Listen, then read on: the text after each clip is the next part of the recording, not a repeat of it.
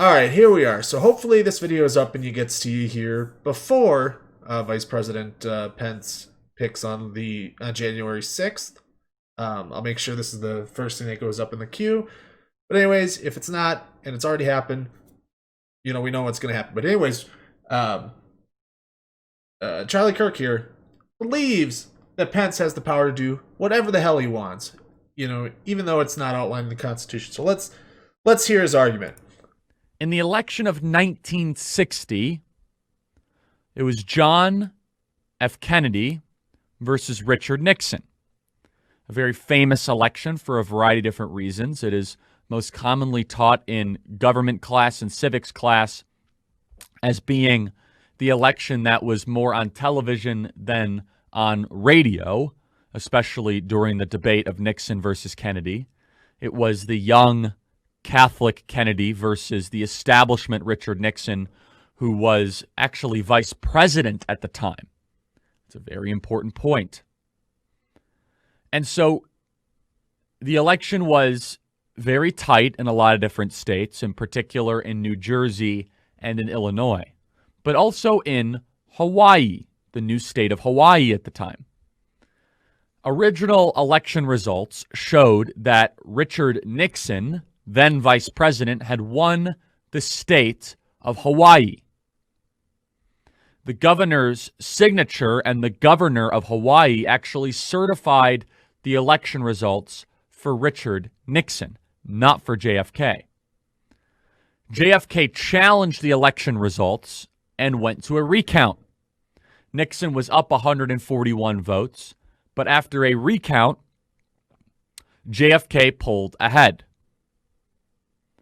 Now, this actually happened after the results were sent to Washington. So Nixon was the president of the Senate in 1960. He was the vice president. He was Dwight D. Eisenhower's number 2 guy. So what did Nixon do? Nixon, being a gentleman, Nixon trying to rise above political infighting, while the election was being stolen from him in Chicago and New Jersey by the Mayor Daley machine, specifically in Illinois, Nixon, in defiance to federal law, ordered that the Democrat candidate's certificate gets counted because they also seated Democrat electors, and ignore the accompanying Republican certificate. Now, what's the significance? So that's a lie. So there was 2 slates of electors that were certified, all right? One before the recount was done and one after the recount, right? So there was a second certification for those Democratic electors that made it in there, all right? So he's lying about that. Significance of this. A couple things. Number one, while Republicans were playing nice, Democrats were licking their chops for power, and they did get power. But number two, it actually shows the president of the Senate can do whatever he wants. No, it doesn't. Not at all. No. No. And now let's see why he thinks that's the case. There's really no check and balance against Mike Pence on January 6th. Do I like that? No. Is it the framing of how it is? Yes. Thomas Jefferson in the election of 1800, with highly contested election results in Georgia, when he was running up against John Jay and others, guess what Thomas Jefferson was at the time? You guessed it, vice president. He was the president of the Senate, overseeing this process. And the Virginia law records show that Georgia was a hotly contested election. It's kind of funny how this all comes full circle, right? All right, so this is a new one they're bringing out. I have not seen this one, so let's figure out what the hell he's talking about.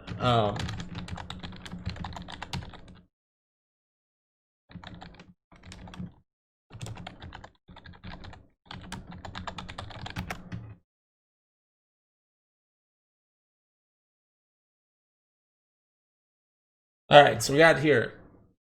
Presidential election of 1800 has long been notorious for both the ferocity and the partisan rancor it produced and unforeseen constitutional problems it presented. Despite all the ink spilled on these issues, an unresolved question has persisted for 2 centuries. Did Thomas Jefferson, as president of the Senate, ignore irregularities in and possible skullduggery behind Georgia's electoral ballot in order to eliminate his Federalist opponents from contention? Newspapers of the day reported that Georgia's ballot was defective, and tales of Jefferson's unusual behavior during the vote count echoed through the 19th century. But by the 20th century, the rumors and allegations had been completely forgotten. And legions of Jefferson scholars and biographies had moved on to Sally Hemings and other things. When we began our research on the 1800 election, we feared that the electoral ballots from that year had been destroyed during the War of 1812 when the British set fire to much of Washington. In fact, the ballots survived. We discovered them in the recesses of the National Archives, and we can now reconstruct with some degree of certainty what really happened and what Jefferson did. In February of 1801, the story certainly gives one pause, less perhaps for what it says about Jefferson's behavior than for what it says about a still unaddressed flaw in the Constitution. In 1800, the sitting president, John Adams, a Federalist, was facing off against his own vice president, Thomas Jefferson, a Republican. The Republican Party 1800 was formerly known as the Democratic Republican Party, and it was the precursor to today's Democratic Party. Both parties believed that the very future of the Republic was at stake. The Federalists, Jefferson, and the Republicans were vicious factionalists who might import the French Revolution to America. To the Republicans, Adams and the Federalists were the closest monarchists who aspired to copy closet monarchists who aspired to copy the English model of government. Today, the idea that the president and vice president could hail from competing parties is wholly alien. Founders, da da da da.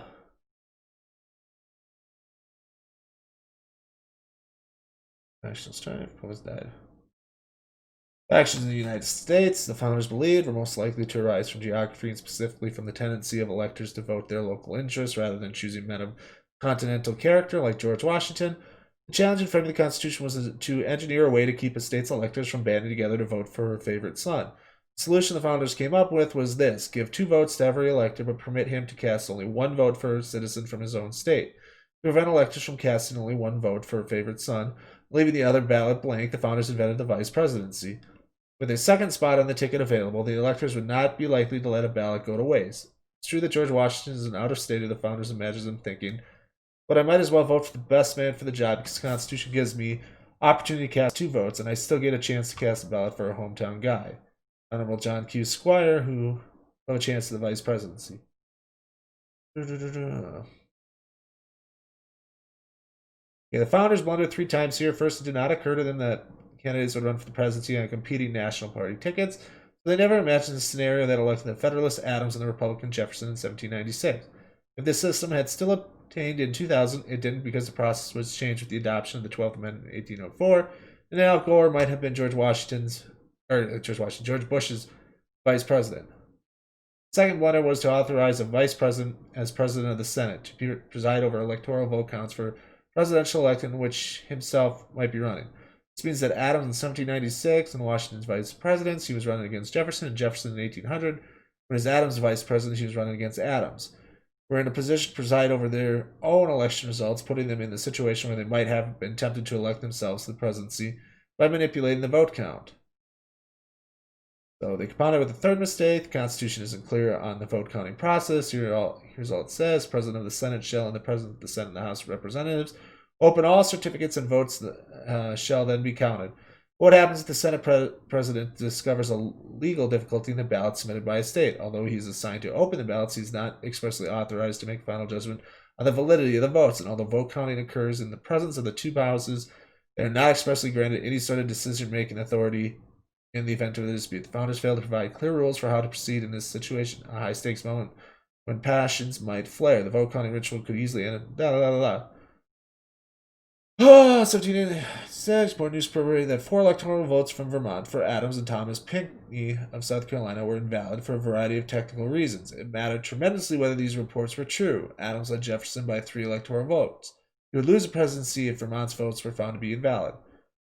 President of the vote count, a cloud of suspicious all over the Vermont ballot. It was an unfortunate time for... I'm trying to figure out what the hell went wrong here. His own self-interest.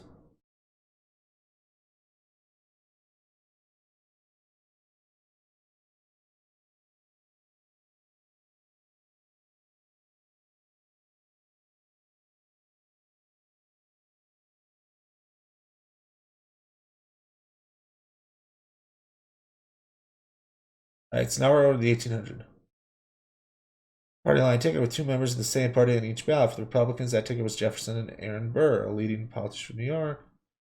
Adams and Charles Cotesworth Pinckney did not, however, specify that the electors should cast one vote for president and one for vice president. Only that the top vote getter would become president, and the second place vote getter would become vice president. To assure that Adams would be president if the Federalists won the election, one of the Federalist electors cast his second vote for John Jay, a contributor to the Federalist Papers, rather than Pinckney. Republicans were not so astute. All their electors voted straight Jefferson Burr ticket, giving both men the same number of votes. When the votes were tallied, Jefferson and Burr each had 73, Adams had 65, Pinckney 64, and Jay 1. According to the Constitution, a tie vote is thrown to the House of Representatives. 35 deadlock ballots orchestrated by the Federalists in the House, which ended only when Congressman James Bayard of Delaware finally defected on the 36th ballot from the Federalist coalition that supported Burr, giving Jefferson the presidency. This was exquisite melodrama, but we discovered that a quieter, though no less real constitutional drama occurred earlier. Under the rules, the constitutional election would not move to the House until after formal count of the electoral ballots from each state. Jefferson, as president of the Senate, presided over the count scheduled for February 11, 1801. During the 19th century, mysterious lordship, yes, the Georgia ballot that year, which was cast for Jefferson and Burr, and something in Jefferson's behavior during the formal count had been strange. The first report of a hitch appeared in a Philadelphia newspaper, the Aurora, to the day of the count. At 3:30 p.m., the Aurora reported, the tellers who were appointed to the Congress to help Jefferson with the vote count declared there was some informality in the votes of Georgia, but believing them be the true votes, reported them as such. The leading Republican paper of its era, the Aurora, would be unlikely to invent a story that cast doubt on the legitimacy of Jefferson's election. Its report was subsequently copied verbatim by the newspapers. Was something, in fact, wrong with the Georgia ballot? Was there a chance that it had been tampered with before reaching Jefferson? Georgia was notorious for shady dealings. Many of its leading politicians had recently been bribed in a land deal. Jefferson would have known this and would have had good reason to be suspicious if something about Georgia ballot appeared amiss. Newspaper accounts from the time focused on tellers' decision to ignore irregularities in the Georgia ballot, but the Constitution does not even mention the tellers, let alone give them any authority over such matters. It was up to the President of the Senate to determine what would happen next. Did Jefferson then ignore serious irregularities in Georgia ballot when presiding over the vote count? If he did, the implication loss of Georgia's 4 votes would leave Jefferson and Burr with only 69 votes each, and this would have made a big difference in the subsequent proceedings. As it then stood, the Constitution laid out two kinds of runoff. The first occurred when two tied first-place candidates each received votes from a majority of electors. In that situation, only the tied candidates would enter the runoff. The second occurred when the tied candidates failed to collect the majority of the votes. In this situation, they had to compete in a runoff of the top 5 finishers from the original vote in 1800. There were 138 electors voting, meaning that the magic number was 70.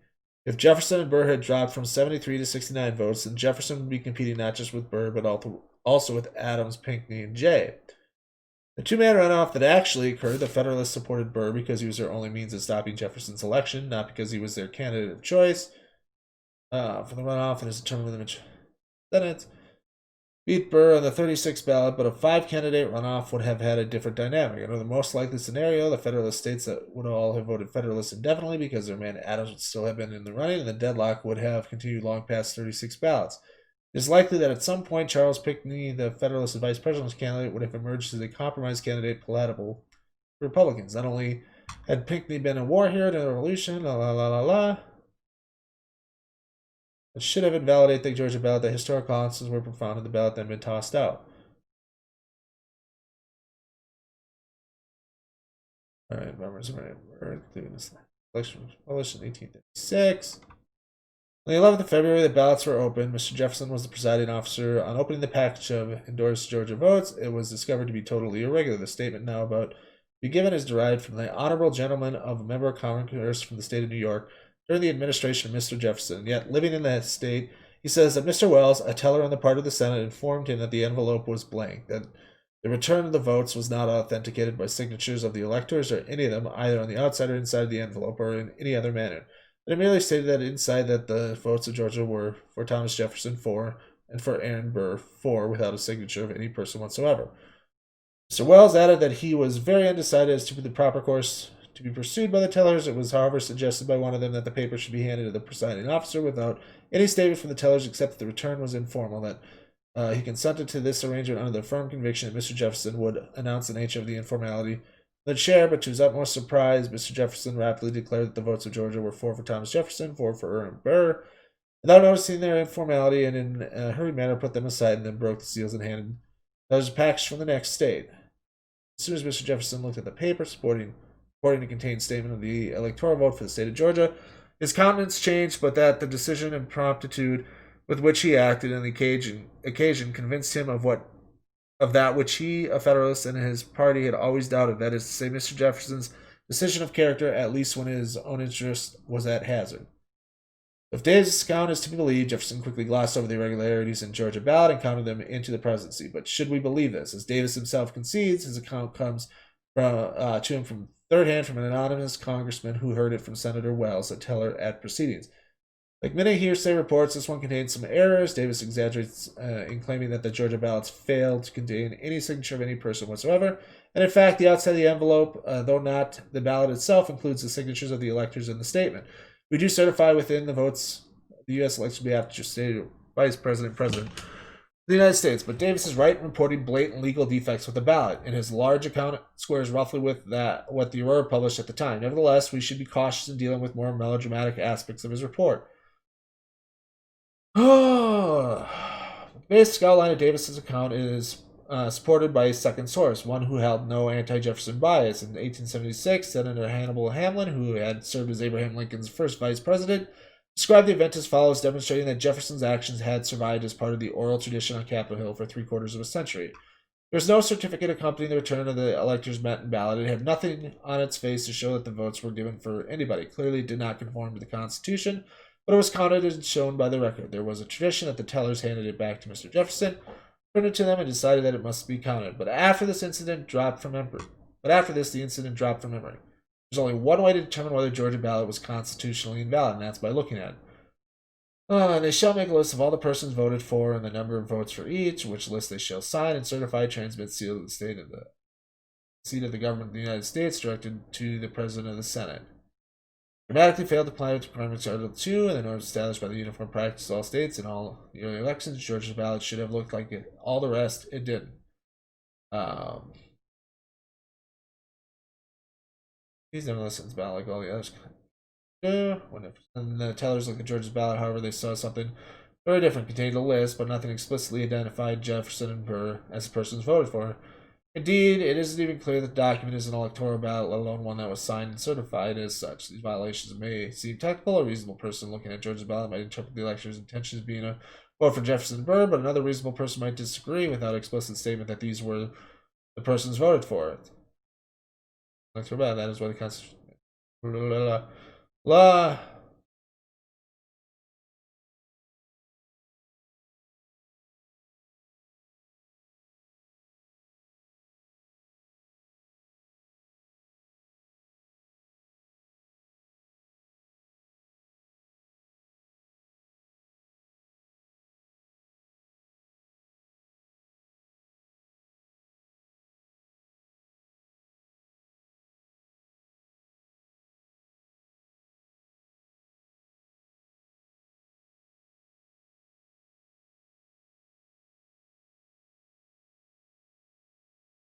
All right, so it looks like they sent in stuff that wasn't right, and he's going to try to hold this as there, but as Georgia was a frontier state. I say so. And Thomas Jefferson decided to put Georgia in his category despite the controversy. Thomas Jefferson ended up becoming our third president, executing the Louisiana Purchase, and amongst other things, designing our Declaration prior to that, becoming known as one of America's greatest presidents. Same in 1876. So, Pence has what is called a plenary power, which is a fancy legal way to say absolute. Nixon basically saw the results from Hawaii and said, I don't like them. I'm giving them to Kennedy. It actually hurt him. That is not what he did. No. There was a second certification after the recount that was set in and was explicitly stated as the votes from Hawaii.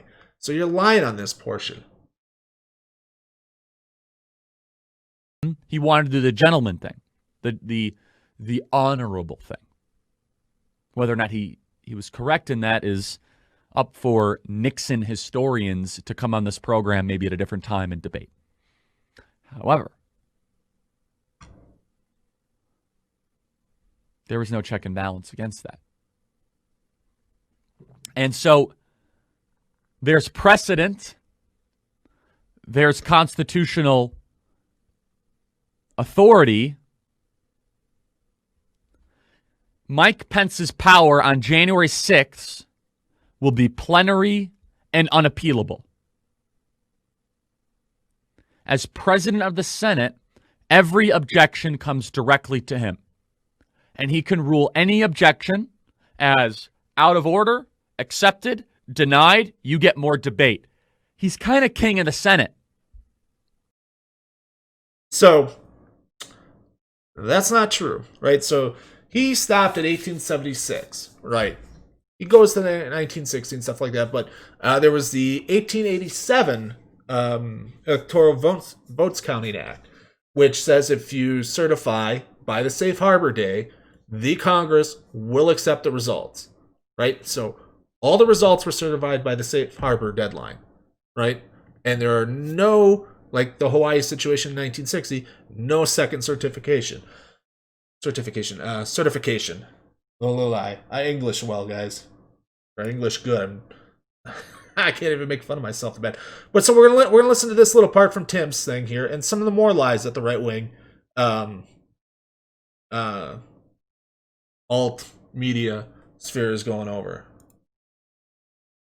and we'll go look at the sources that Tim uses. Trump raises pressure on Pence, incorrectly stating he could throw out electors. They say Trump, in a Tuesday tweet, suggested he believes that Pence should overturn the results in some states by rejecting chosen electors, a power the vice president doesn't have in what is largely a ceremonial role.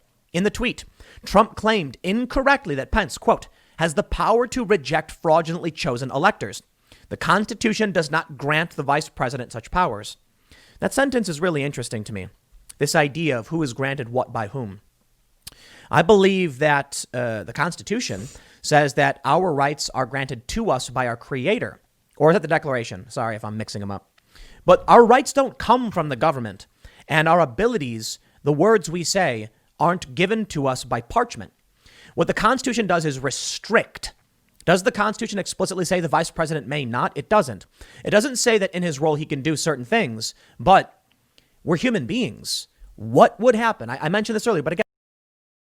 Oh my God, this is like, oh, how can you make yourself sound dumber than fucking Charlie Kirk before you, Tim? Like, Jesus fucking Christ.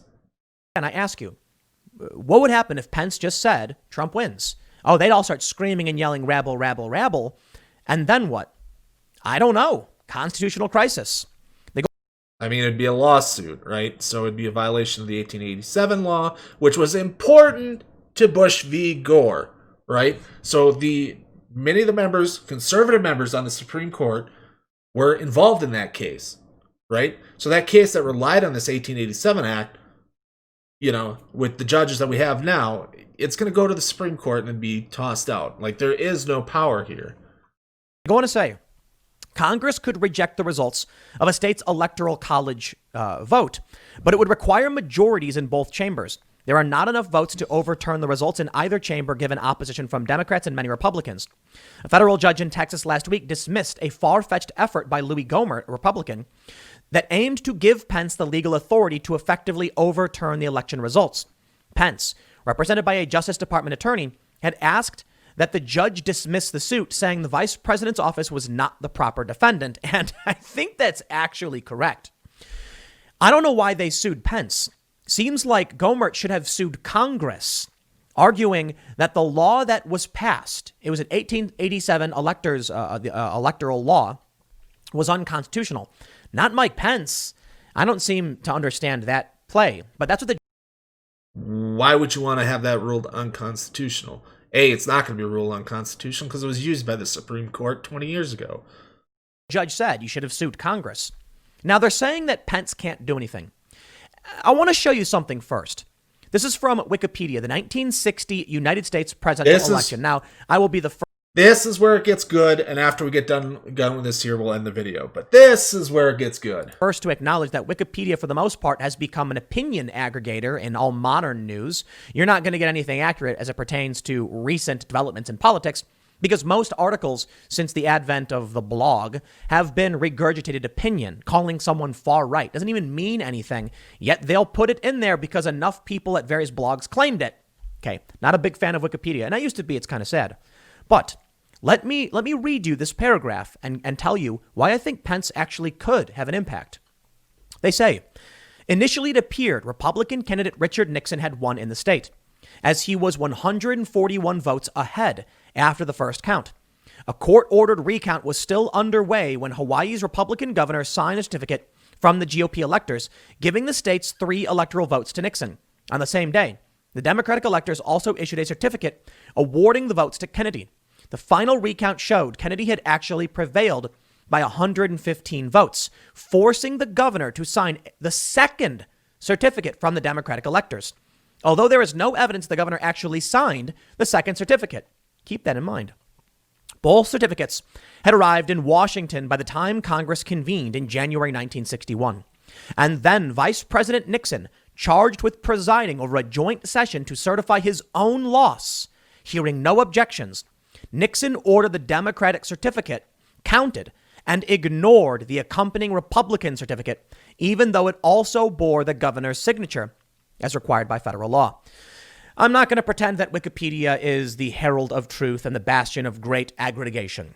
But they do say, for what it's worth, based on the aggregate history writing of the various users, that there was no evidence. They say there is no evidence the governor actually signed the Democrat certificate. What does that mean? Richard Nixon received 2 certificates. One, we don't know. There's no evidence to say it was signed, and one that was. The initial slate was for the Republicans. Richard Nixon chose the Democratic certificate. They say Nixon ordered the Democratic certificate counted and ignored the Republican certificate. Why? Why would he do that? How does he have the power to do that? How could Richard Nixon look at 2 certificates, one that there's no evidence it was certified, so they say, maybe this is wrong, and one that was, and say the one that was certified in the trash, and the second slate that came well after, we're going to count that one. Because it would seem that as the president of the Senate, the vice president does have that power.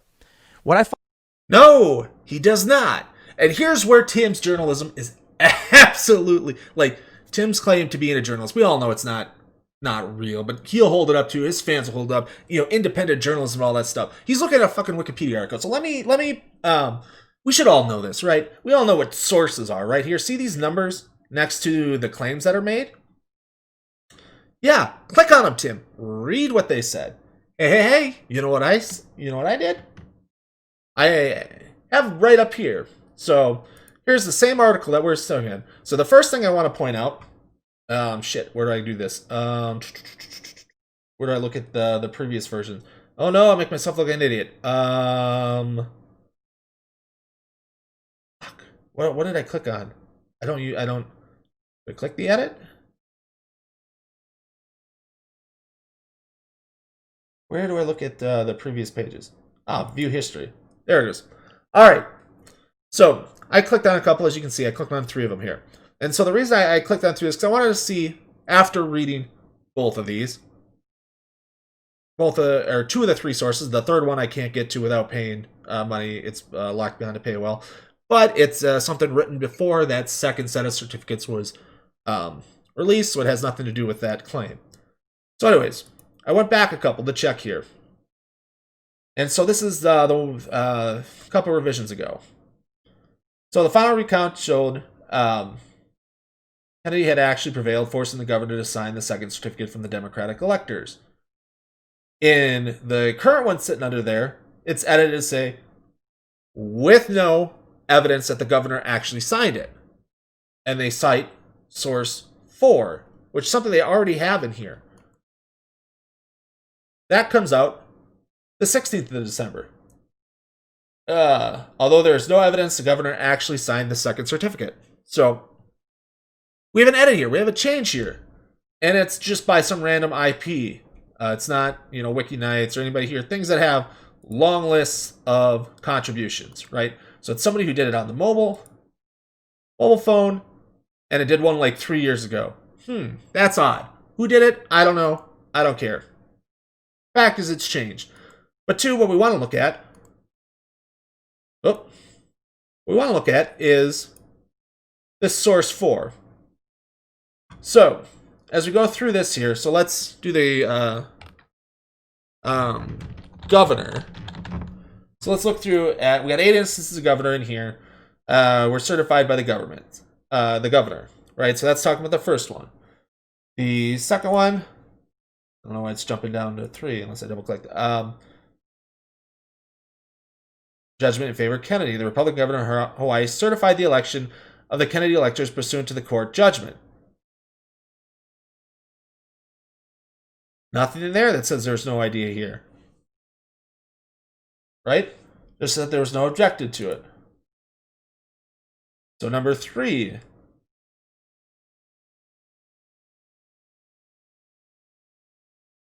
So this is talking about something that was used in Bush v. Gore, right? That was trying to argue precedents to the Hawaii situation. Nothing to do with whether or not the governor signed it.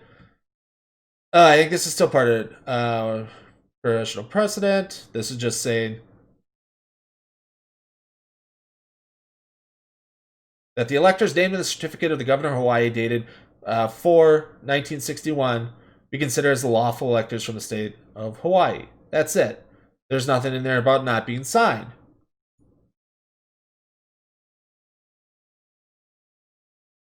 And Gore's flavor in Florida.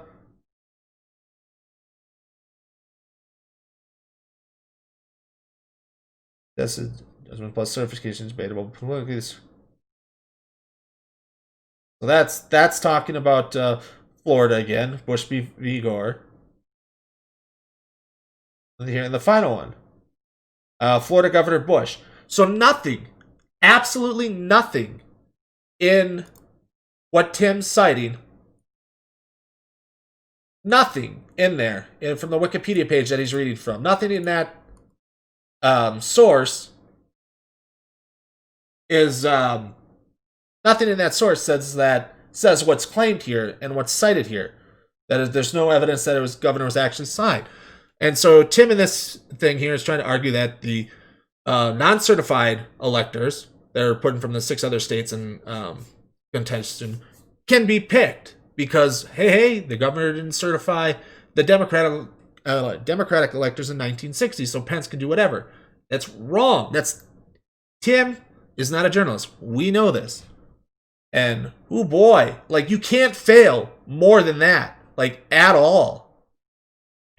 All right, so that's the end of that one.